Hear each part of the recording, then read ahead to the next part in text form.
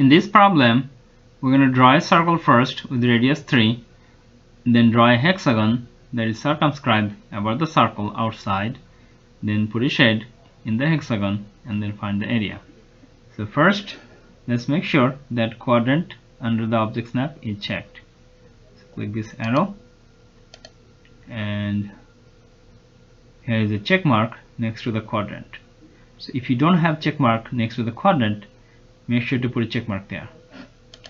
Now let's go to the circle tool, click the arrow and click center radius option. Click on the screen, type 3, press enter, and then go to the polygon. Now if you don't see polygon here, you may have to click the arrow and then find the polygon here. So click the polygon tool and then type 6 for the number of sides. 6, press enter. Now you need to specify the center point of the polygon. So the center point of the polygon is going to be center of the circle that we already have.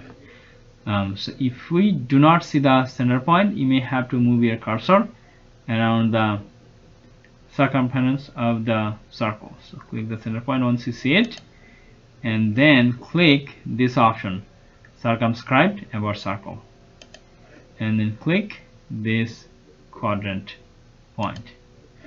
Alright, so now that we have the hexagon already made, let's click that circle and press delete from the keyboard.